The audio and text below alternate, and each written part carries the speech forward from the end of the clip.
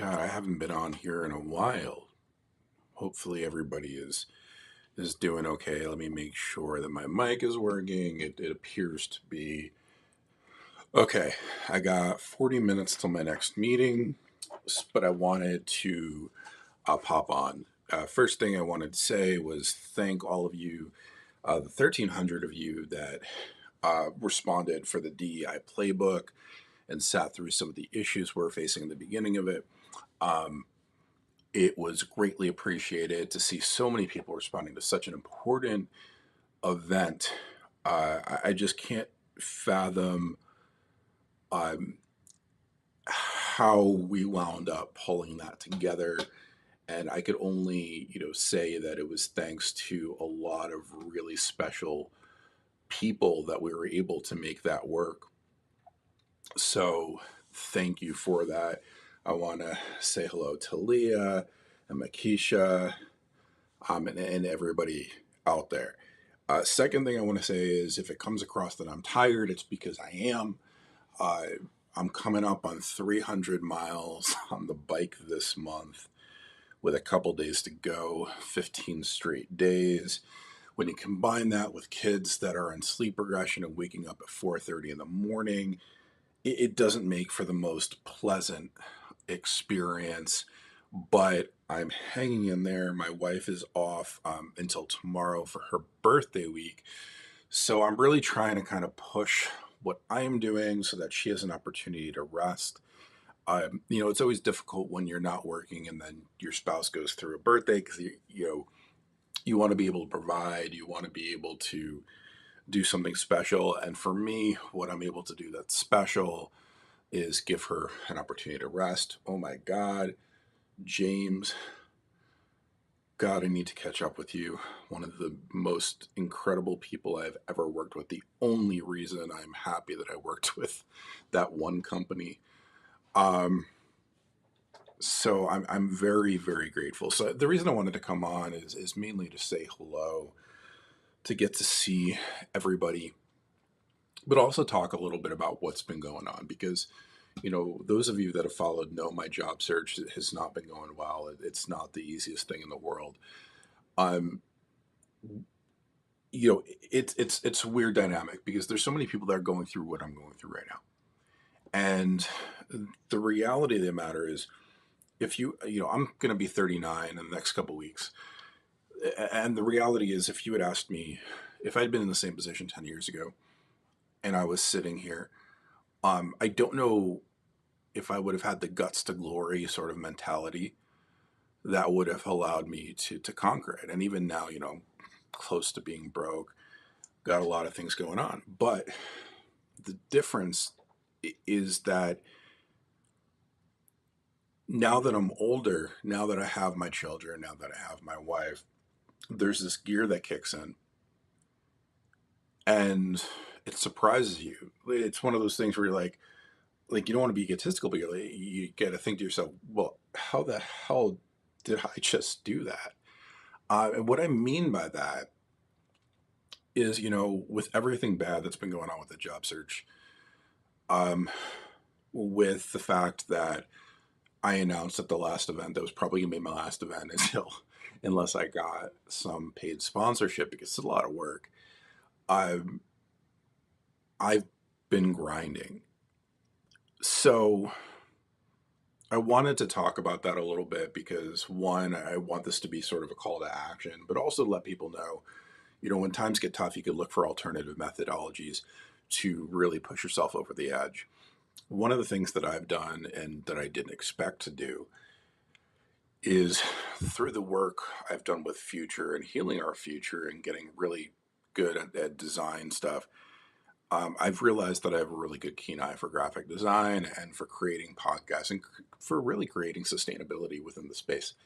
Sustainability is a real big key for me because whenever I build something, I want it to last the test of time. Um, and that's just so critically important as I turn my phone off. Um, so, before I said, okay, well, I need to get a job, but then I want to do the professional speaking, and that's still true. But What do you do if the professional speaking isn't hitting your target goal? What do you do if finding a job is becoming extremely difficult? Well, then you look at option C, and option C isn't always a bad deal. So for me, I started getting asked to help people with content strategy, to build out their podcast, to work on to use my creative eye to help with presentations. And what's really been really nice about it is I'm in final stages or have agreements with 4 different companies to build out their podcast, to do their branding, the whole 9 yards. And I never thought I'd be able to do that. And I have a partner in this. I have 2 partners actually. Fulgens Henry, who many of you saw on the last live, and his better half, Anna Gill. And the reason I partner with them is because they have qualities that are better than me in a lot of areas.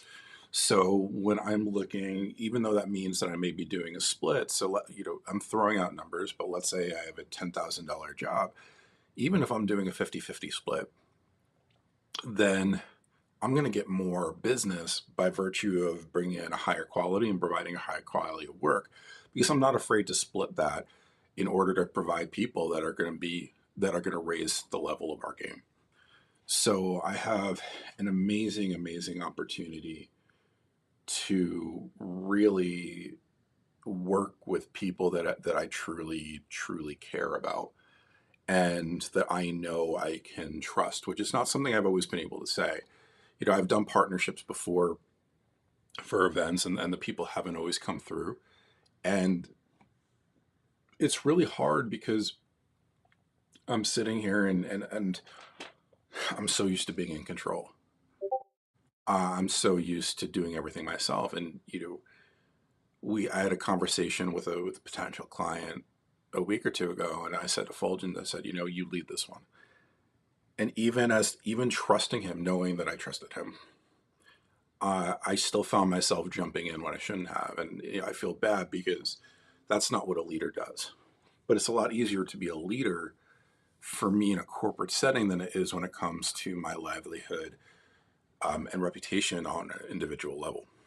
So there's a lot to learn about it, but I've gotten very lucky and I'm very diligent with who I connect with. Like Anna and Fulgens are the 2 people that I would do this with. Period. End of story. And that's been really beneficial. So, for those, I'm gonna make my 10-second pitch and say that if you do have work that needs to be done from a branding, content strategy perspective, podcasting, if you need to know the gear, whatever the case may be, let me know. Book some time. And I'm still gonna, I want to be very clear. I'm still searching for a full-time role as a program manager in the DEI space. So let me be very clear: program manager in general, DEI space if I can. But this is sort of that third gear I didn't know I had that has really been my saving grace. Couple that with the fact that I've gotten to meet a couple of people that are really special, that are working towards helping me get in some more professional speaking engagements. And you have the start of something great. What's nice about that is that when I said it would be my last big event last time, I get to come on here today and say that was bullshit.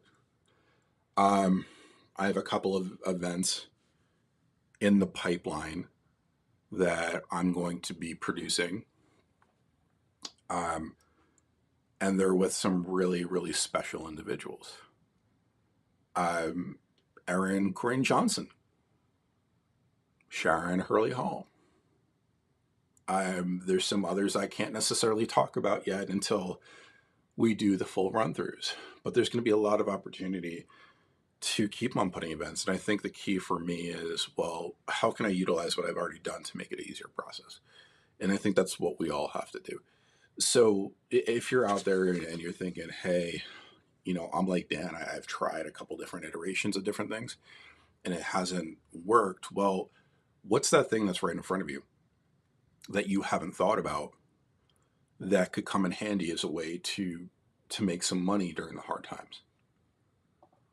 What is that thing that you don't even realize you're good at that can come in handy during those hard times?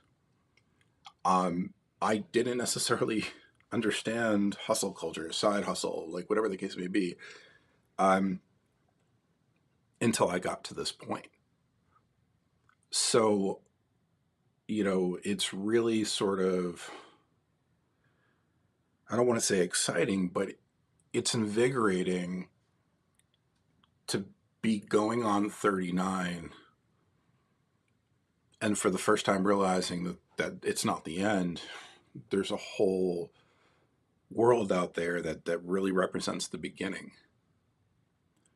And yeah, I'm still struggling, but I have to look on the bright side. And this is why I did a post a week ago about how things could be going really badly in one area, but then really positively in another. And it's not one or the other.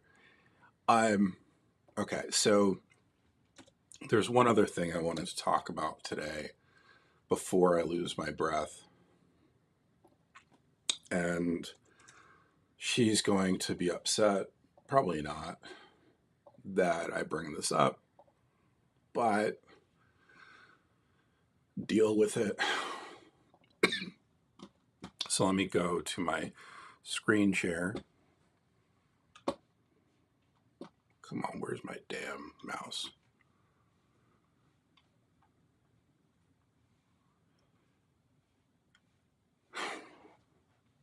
This is annoying.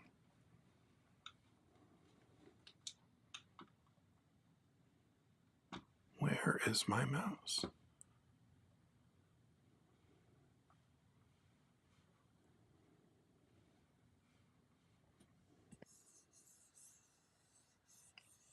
I honestly don't. There it is. Okay. Let me go over to my screen share and let me click over here. Secondary display, show. There we go. I don't need anybody seeing the mess on my desk. Okay.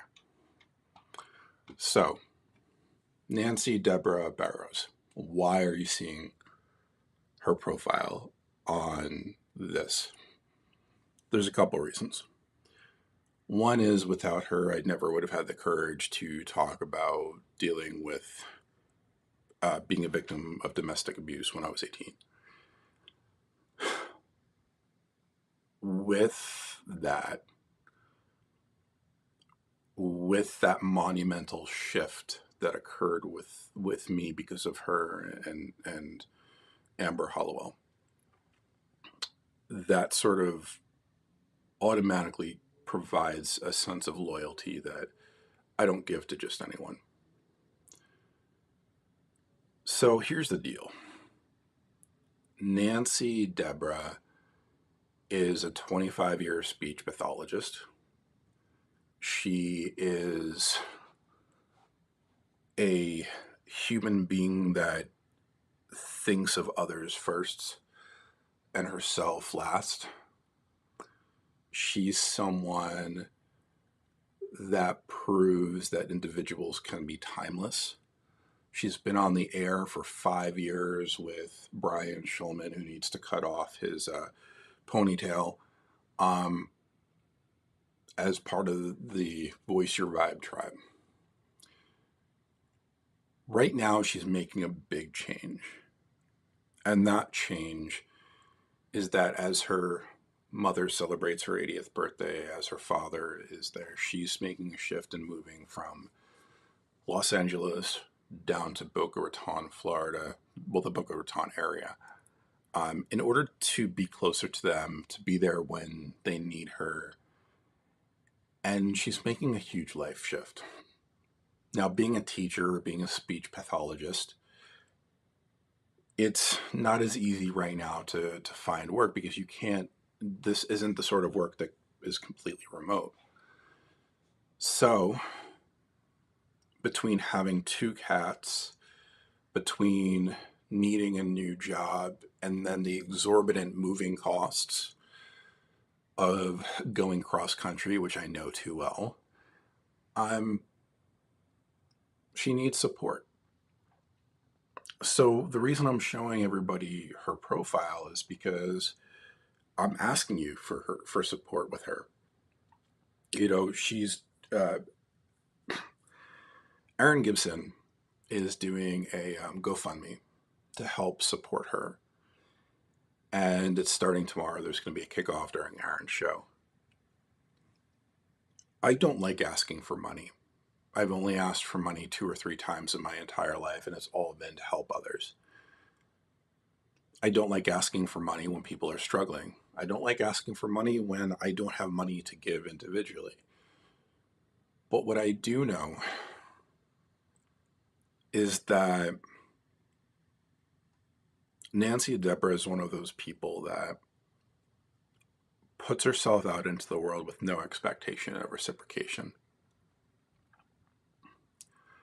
with no expectation of people showing up for her when she needs it. But with every person like this, there's this underlying feeling of,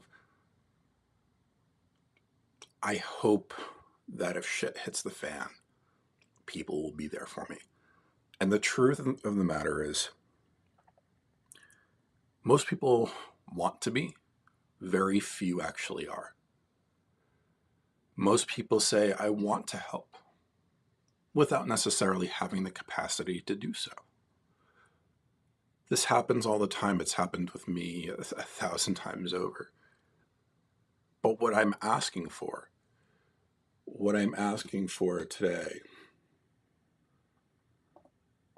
is I'm asking for people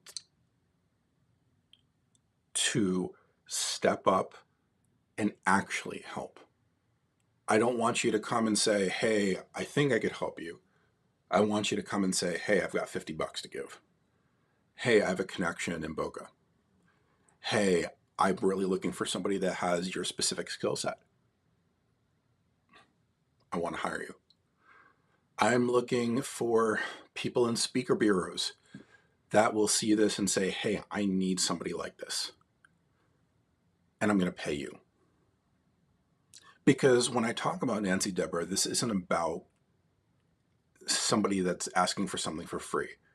That's not who she is. This is about somebody that's willing to give and gives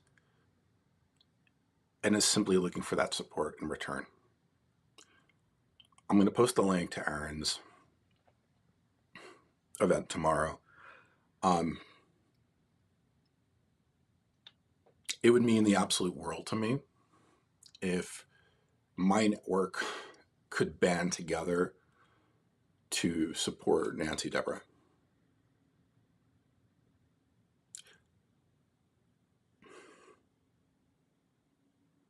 For 20 years, I didn't think about what I experienced, or I repressed what I experienced when I was 18. For 20 years, I forced myself to think that it was just part of growing up.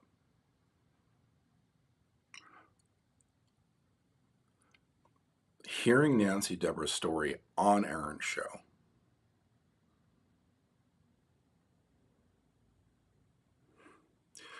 that was when I realized that what I went through wasn't normal. And after 20 years, I was able to sit and start healing. Please do what you can. Don't make false promises. So that leads us to the end of the show. I'm going to respond to those that have reached out to me. I'm going to take a look and see what I could do. But if you can help, The last message that I want to send out. Hey, Angelique. Is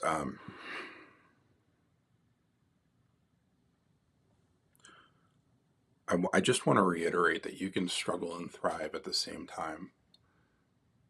I can sit in tears while also knowing that I'm doing some special things.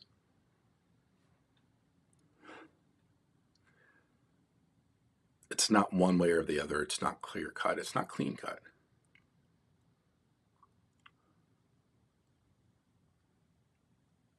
But by the grace of whatever you believe in,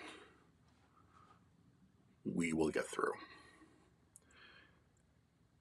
So listen, I hope everybody has a fantastic rest of your week. Again, if you're looking for a strategy consultant, if you're looking for somebody to help you build podcast or otherwise, please feel free to reach out to me. I have a sliding scale based on the size company and otherwise that I'm able to support. I have an incredible team behind me. Again, Fulgence Henry and Anna Gill. Anna Gill is all lowercase. Please feel free to reach out. We will get something set up and on the books.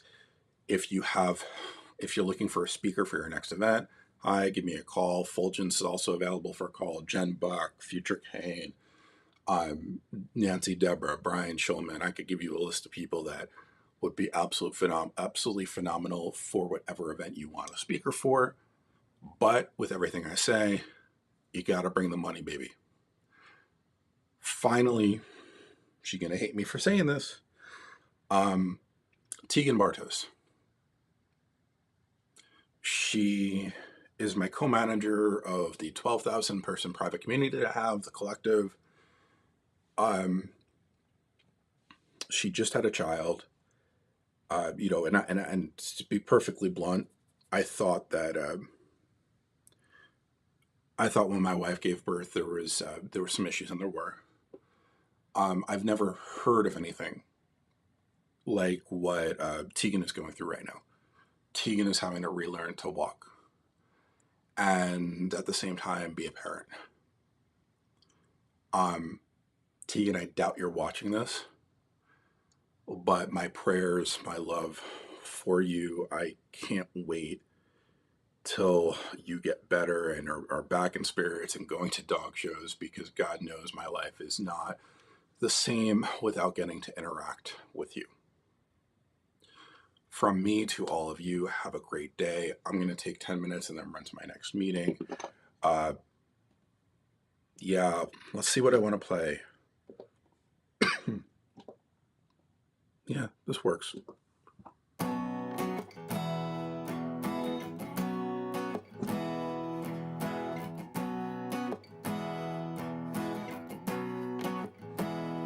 With a little love and some tenderness, we'll walk upon the water, we'll rise above the mist.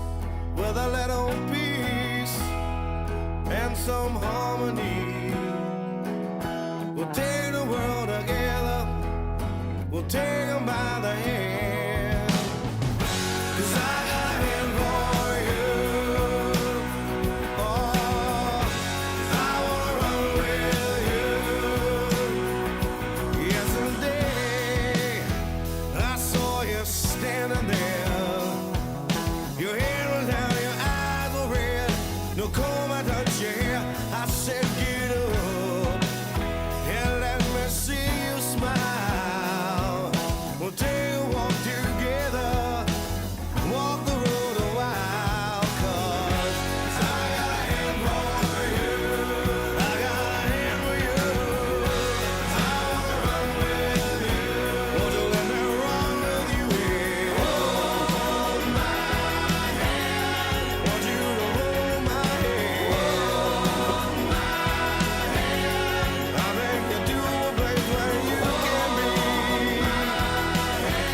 anything you wanna be, because I wanna love you the best